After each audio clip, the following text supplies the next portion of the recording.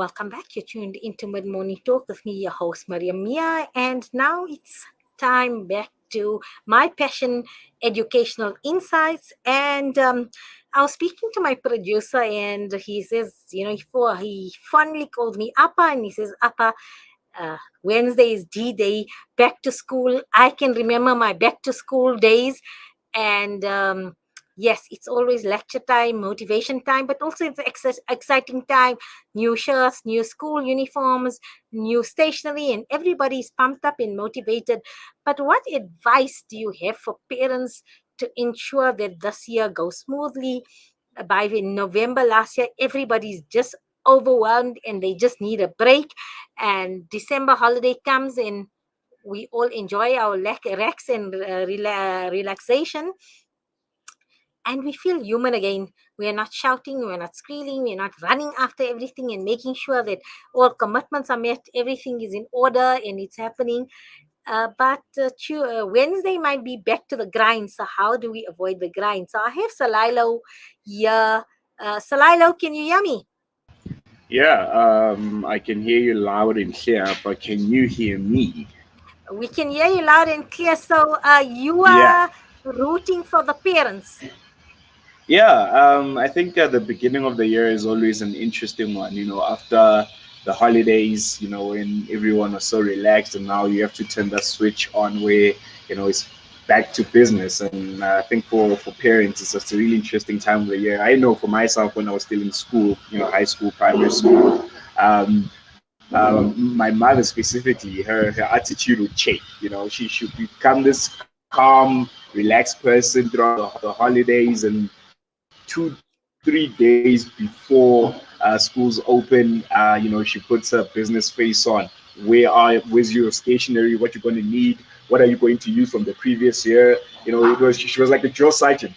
Just preparing for the upcoming school year. So with you, I see you as a guru of education that we have at our disposal here at Salam Media. And I think it would be really nice if you could give like parents some tips and then advice on how they can prepare for this year's schooling year, and also how can they ensure that their children have a successful 2021 schooling year without any hiccups and glitches that might or could have been avoided in the beginning of the year. Successful 2022, Salilo. We need to start wrapping our head around 2022. 2022. But I love what you said in terms of the whole holiday. You have this nurturing, kind parents that bought ice Yeah. creams, allowed you to sleep late, played games with you, interacted, sitting in the car, played many games, enjoyed things. We're just different people. And then come school starts, they change. They have the education or business Yeah. face on, and then it's just back to routine and business as usual. And you're reminiscent. Can I have that same parent back who was so chilled on holiday? Yeah. So, parents, I think a part of you being that relaxed person is to get the cooperation and buy in from your children so that you can always have, well, most of the time you can have that holiday relationship and maintain that relationship. So it's about maintaining relationships, but it, as they say, in everything it takes two to tango. In the education situation, it's three, because we need to include our educators in the in the equation as well. So yes, so the educator, the learner, and the parent, we all in this together. So firstly, for me, planning and being organized. Being organized from the learner's perspective and your perspective as a child is imperative for planning and being organized. So I think before we even start the lecture of paying attention in school, being focused, being this, uh, first of all, even when you ask the stationary question, what is required, we need to have a strategy in place. So it's all about strategizing how we're going to work, how we're going to organize, and it's about planning. Because if we fail to plan, then we plan to fail. So for me, everything needs a plan, a schedule, and a strategy. So for now, before we even get there, Let's ask your child. I mean, if you haven't really already tidied out last year's books, last year's, so maybe today is a good day to start. Before you even go out and purchase anything, today is a good day to start. From the school side, schools are allowing you to use, if you have space in your books, they allow you, then there's no need for new ones, and then they'll tell you, okay, start here and say 2022, and then continue using those books, and just probably recover plastic and relabel, but you can continue. And most stationery nowadays, due to cost, and that if they are in good order and they can be used, we can recycle them and use them. So maybe today will be a day to actually see what can we salvage and what we can bring into the new year, and then perhaps replenish them later in the year. So today it's a planning day and strategize to see. Let's do that.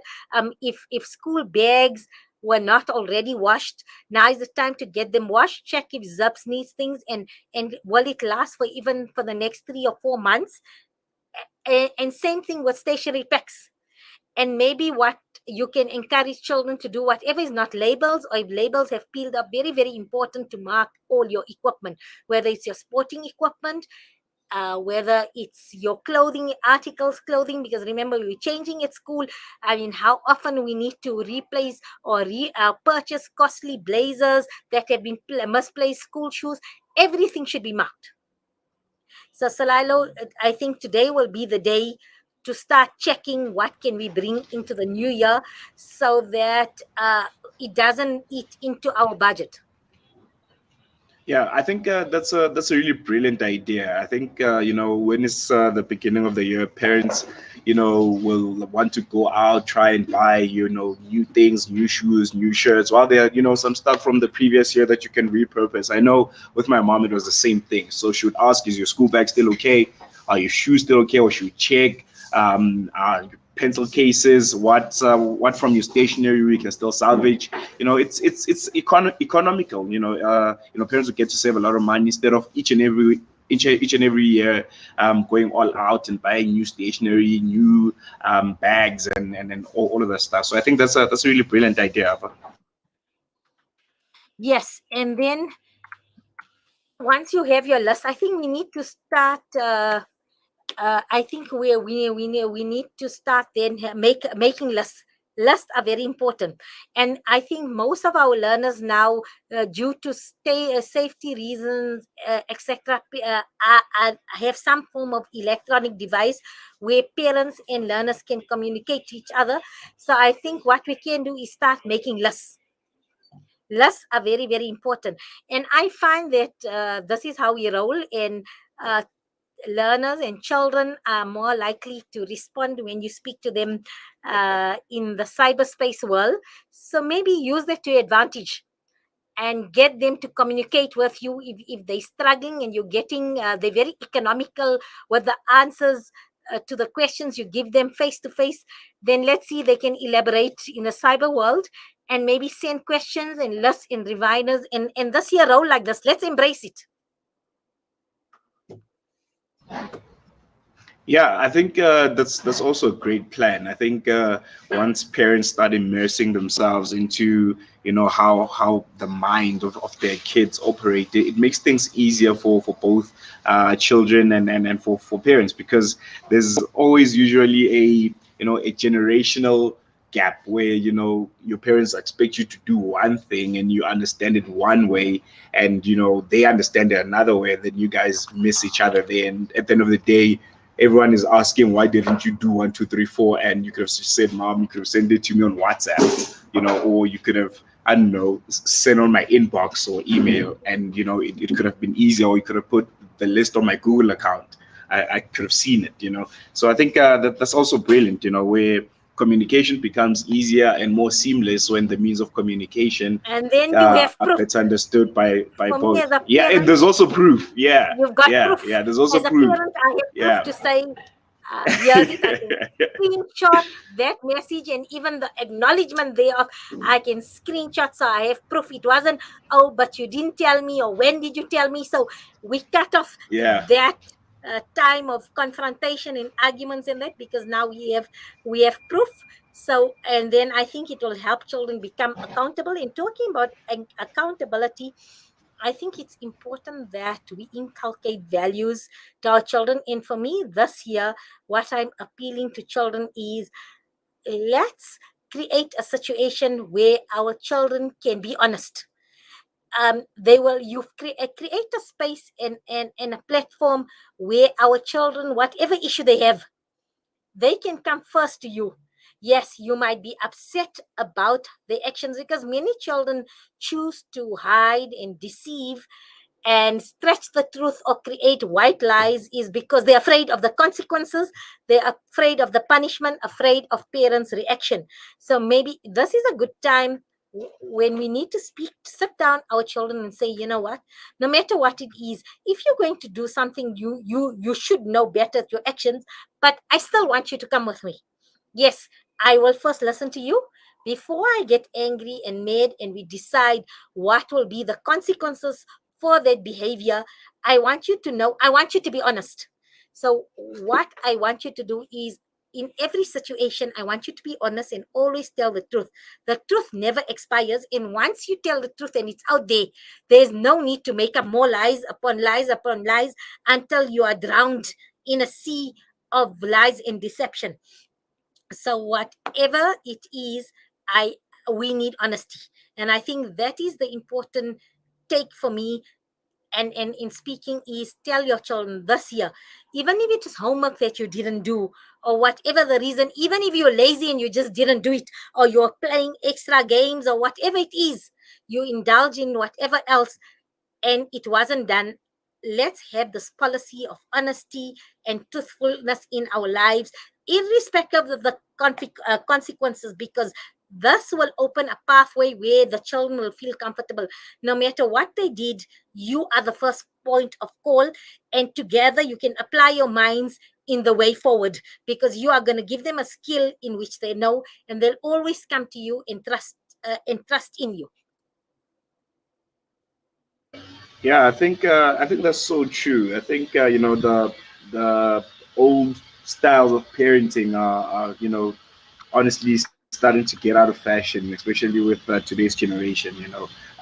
Kids today are all about um, talking in a way that they feel respected, and there's no fear. There's no authority, and there's no other party, which would be the kids, which is the subservient of the parent.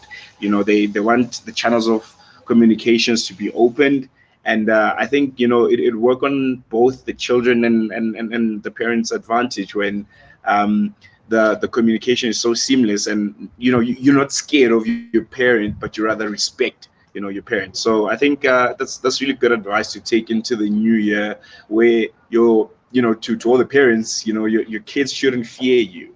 I think it will go a long way, with also issues of mental health. When your child is not coping, it become easier for them to talk to you, instead of them knowing and expecting that the first response that they'll get will be a negative one, and they'll be antagonized. So yeah. Yes, and finally, let's look for positives. Let's let's look for happy moments. Let's see where we can maximize, and let's all just be calm and chilled, and let's try and look at the lighter side of it, because at the end of the day, it's about creating memories on your educational journey. Both you and your child, when you look back, as Selaelo, you are out of school now, you've done your postgraduate studies, you are now new in the workplace. When you think about your schooling years, you think about those fond memories of the day after school. Your Yeah. mom probably took you for an extra ice cream, or the day the teacher said, are we done, let's go to the field and let's play a game. Or your school outing, because that are the memories you remember. In the life lessons are more than the cognitive work and the learning content. Yes, they're important, but we lose sight of life, of sharing time, of Mm. creating memories, of instilling values and positivism, that to feel good, that will create intrinsic motivation. And that's what I like to leave parents with. So it's just a little routine I used to do with my children. And when we talk about back to school, now they're all out of school in their adult lives. And the memory they hold dearest, and they tell me this time of the year is every year, the time before school starts, I used to make sure I keep some a little money aside, and I start doing this from November. So I'll set it aside because there's many expenses come January just after the holiday, and that is on that. And normally it was Wednesday, and it's going to be Wednesday. So school commences on Tuesday evening, around about 5 o'clock.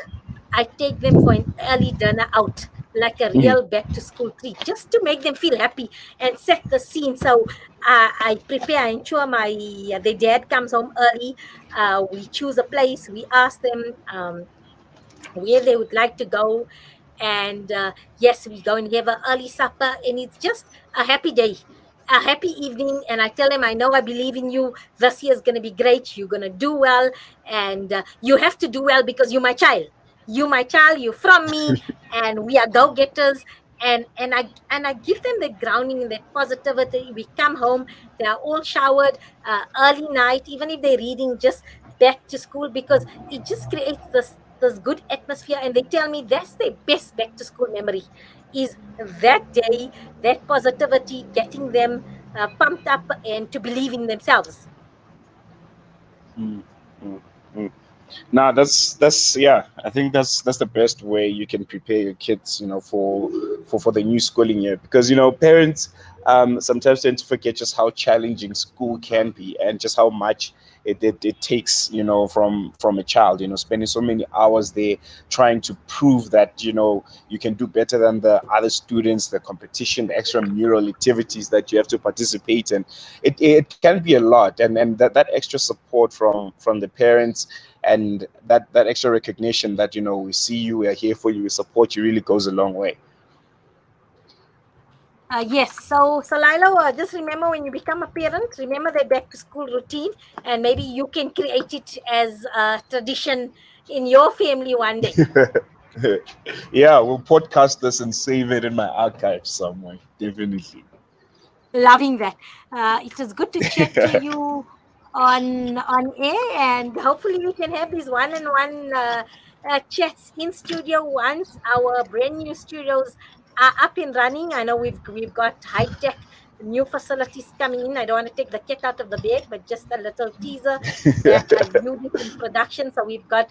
I'm so looking forward to 2022, and we're going to have the state of the art high tech studios, and then we can connect, yes, at our new studios, and have these little features and dialogues focus on education. Yes, ma'am. Thanks, Alilo. We're going to go for a short break, and when we get back, we're going to be joined by Nuri Jatam of Nuri's Travel and Tours, one of the 5 accredited Umrah operators for 2022. All those after the break.